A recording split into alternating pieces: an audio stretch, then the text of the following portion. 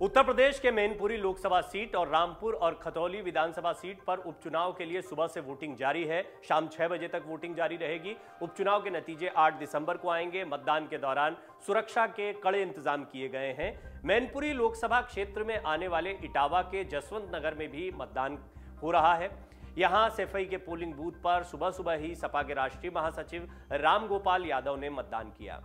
मतदान करने के बाद रामगोपाल यादव ने कहा कि आम चुनाव 2019 में नेताजी मुलायम सिंह यादव को जितने वोट मिले थे उससे 3 गुना ज्यादा वोटों से सपा प्रत्याशी डिंपल यादव जीतेंगी। वहीं समाजवादी पार्टी के संरक्षक दिवंगत मुलायम सिंह यादव के भाई अभय राम यादव ने इटावा के सैफई में अभिनव विद्यालय में अपना वोट डाला। उन्होंने कहा कि हमारी बहुत वोटों से जीत होगी। वहीं समाजवादी पार्टी के अध्यक्ष अखिलेश यादव और डिंपल यादव ने सैफई स्थित अभिनव विद्यालय में वोट डाला। अखिलेश यादव ने मतदान के बाद प्रेस कॉन्फ्रेंस की और प्रशासन पर कई गंभीर आरोप लगाए। रामगोपाल यादव, आजम खान और सपा प्रत्याशी आसिम रजा ने पुलिस प्रशासन पर सवाल खड़े किए हैं, कई गंभीर सवाल खड़े किए हैं। साथ ही सपा के राष्ट्रीय महासचिव रामगोपाल यादव ने रामपुर उपचुनाव को लेकर पुलिस प्रशासन पर सवाल खड़े किए। उन्होंने कहा कि रामपुर में मतदाताओं को वोट नहीं डालने दिया जा रहा है। उन्होंने पुलिस पर लोगों की पिटाई करने का आरोप लगाया। रामगोपाल यादव ने कहा कि रामपुर के एसएसपी वही हैं जिन्हें चुनाव के दौरान मेरी शिकायत पर फिरोजाबाद से हटा दिया गया था। ये एसएसपी पिछली बार भी थे और अब भी हैं। हम आपको सुनवाते हैं रामगोपाल यादव ने क्या कुछ कहा है। प्रशासन वाला तो एक बार विजय शंकर पांडे और एसएन सिंह ने की थी 91 में नेताजी के चुनाव, तो हमेशा से ज्यादा वोट जीते थे। हमारे बड़े भाइयों को, नेताजी के बड़े रतन सिंह और मेरे बड़े भाई अतर सिंह, दोनों को यहाँ से घर से नल के पास बैठे हुए थे, हथकड़ी डाल के ले गए थे 107-16 में। ऐसा तो अब की नहीं हुआ है। और इटावा जिला प्रशासन अभी तक पूरी तरह से मुझे निष्पक्ष लग रहा है। मैं जिला प्रशासन इटावा को इसके लिए बधाई देना चाहता हूँ। विरासत कौन संभालेगा आगे? मैनपुरी की। उत्तर प्रदेश के पूर्व मंत्री और समाजवादी पार्टी के कद्दावर नेता आजम खान ने भी पुलिस पर गंभीर आरोप लगाए हैं। उन्होंने कहा कि लोगों से बर्बरता की जा रही है, लोगों को गिरफ्तार किया जा रहा है, पीटा जा रहा है। पुलिस मोहल्लों में जाकर कह रही है कि वोट मत डालना। एक मोहल्ले में पुलिस ने इतना धमकाया कि लोगों ने घरों में ताला लगाकर पलायन किया। हर जगह कहा जा रहा है कि वोट डालने मत जाना। आइए हम आपको सुनवाते हैं आजम खान ने क्या कुछ कहा है। मोहल्लों में जाकर पुलिस कह रही है कि वोट डालने मत निकलना। तारामंडल के पीछे एक मोहल्ले में इतना धमकाया पुलिस ने कि लोग अपने घरों में ताले डालकर पलायन कर गए वहां से। और ये तो हर जगह ही कहा जा रहा है कि वोट डालने मत जाना। रामपुर विधानसभा के उपचुनाव में समाजवादी पार्टी के प्रत्याशी आसिम रजा ने प्रशासन पर बड़ा आरोप लगाया है।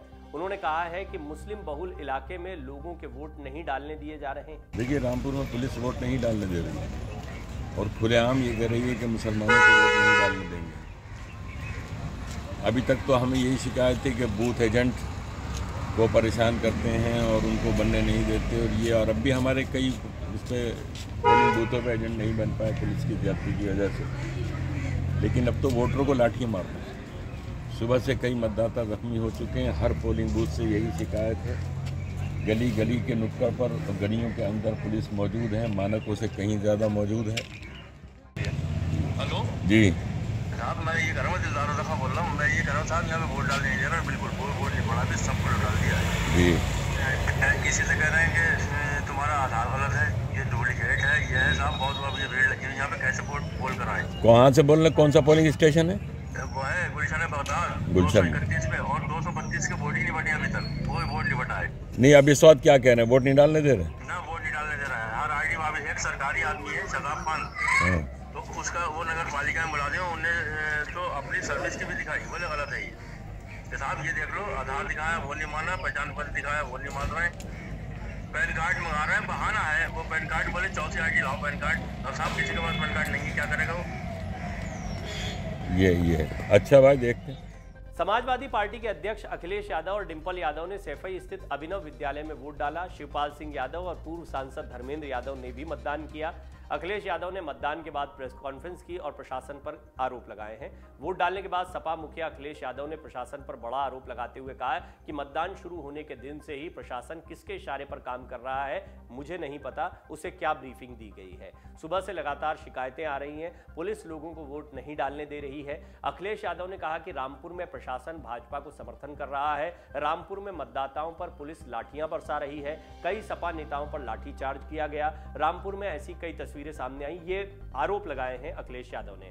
कई दिनों से पुलिस कार्यकर्ताओं को परेशान कर रही है, लोगों को वोट नहीं डालने दिया जा रहा है। समाजवादी पार्टी के अध्यक्ष अखिलेश यादव ने कहा कि रामपुर में लोगों को घरों से नहीं निकलने दिया जा रहा है, तरह तरह के हथकंडे अपनाए जा रहे हैं, प्रशासन वोटिंग रोकने की कोशिश कर रहा है, रामपुर में निष्पक्ष चुनाव नहीं हो रहा है, चुनाव आयोग वोट रोकने पर कार्रवाई करे, रामपुर में फोर्स मंगानी पड़ी है, चुनाव आयोग हर बात को नजरअंदाज कर रहा है, प्रशासनिक अधिकारी बात करने के लिए तैयार नहीं है। अखिलेश यादव ने कहा कि अब हमें 2024 की अच्छे से तैयारी करनी पड़ेगी, निष्पक्ष फैसला नहीं लिया जा रहा है, विरोध करने पर केस दर्ज कराए जाते हैं, चुनाव आयोग आंखें बंद कर बैठा है। अखिलेश यादव ने मैनपुरी प्रशासन पर भी गंभीर आरोप लगाए हैं। उन्होंने क्या कुछ कहा है हम आपको सुनवाते हैं। लेकिन मैं जानता हूँ ये मैनपुरी नेताजी का घर क्षेत्र और यहाँ से नेताजी राजनीति करते करते राजनीति की ऊंचाइयों पर पहुंचे हैं। ये जितना कुछ सड़क, बिजली, पानी, पुल या स्वास्थ्य की सेवाएं या तमाम इंतजाम जो दिखाई दे रहे हैं वो सब नेताजी के कराए हुए हैं। भारतीय जनता पार्टी का यहाँ कुछ नहीं है,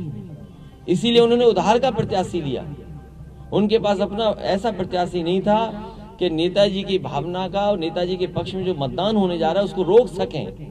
और आज भी बड़ी संख्या में मैनपुरी के लोग समाजवादी पार्टी और नेताजी को याद कर करके एक एक वोट डाल रहे हैं।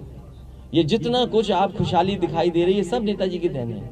और नेताजी ने विरासत में जो विकास दिया है, जो गति विकास को देनी है, या जो विरासत में समाजवादी सिद्धांत दिया, आर्थिक, सामाजिक, राजनीतिक जो चेतना यहाँ के क्षेत्र के लोगों में जगाई है, उसके लिए एक एक वोटर यहाँ पर नेताजी के पक्ष में वोट डालने जा रहा है। इसलिए बीजेपी घबराई हुई है। आप जो लखनऊ के प्रेस के लोग हैं वो जानते होंगे, उन्होंने अपने अधिकारियों को मॉनिटर करने के लिए बैठाया हुआ है कि केवल आपको मैनपुरी लोकसभा मॉनिटर करनी है।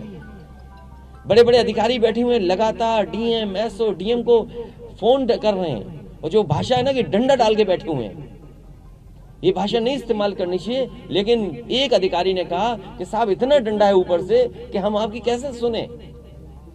सोचिए आप, लखनऊ से ये चल रहा है। ये उम्मीद करेंगे कि इनको उत्तर प्रदेश विकास की गति पे आगे ले जाएंगे। इसलिए मैं आपसे कहना चाहता हूं कि जनता समाजवादी पार्टी और नेताजी के साथ है। एक एक वोट यहाँ जनता जो निकल रही है वो समाजवादी पार्टी के पक्ष में डालने जा रही है। और इस बार का परिणाम मैनपुरी का ऐतिहासिक होने जा रहा है। मुझे खुशी है कि हर वर्ग के लोग समाजवादी पार्टी की प्रत्याशी डिंपल यादव के पक्ष में मतदान कर रहे हैं। आपको बता दें, जो 3 सीटों पर उपचुनाव चल रहा है इस वक्त, वो उत्तर प्रदेश की पूरी सियासत का रुख तय करेगा। चुनाव की अहमियत इससे समझी जा सकती है कि नतीजों के ऊपर मुख्य विपक्षी दल समाजवादी पार्टी के मुखिया अखिलेश यादव और उनकी पार्टी के कद्दावर नेता आजम खान का सियासी कद टिका हुआ है। खासकर मैनपुरी लोकसभा उपचुनाव पर सबकी नजरें टिकी हुई हैं। सपा ने अपने संस्थापक मुलायम सिंह यादव के निधन से खाली हुई मैनपुरी सीट से डिंपल यादव को उम्मीदवार बनाया है। इस सीट को जीतना अखिलेश के लिए केवल मुलायम की विरासत को बनाए रखने के लिए ही जरूरी नहीं है, बल्कि चुनाव में सैफई परिवार के अहम चेहरों की हार का सिलसिला तोड़ने की भी जरूरत है। मैनपुरी की बात करें तो ये एक ऐसी जगह है जहां पर मुलायम सिंह यादव के निधन के बाद रिक्त हुई सीट पर उनकी बड़ी बहू डिंपल यादव को समाजवादी पार्टी ने प्रत्याशी बनाया है। बीजेपी ने उनके खिलाफ रघुराज सिंह शाक्य को उतारा है।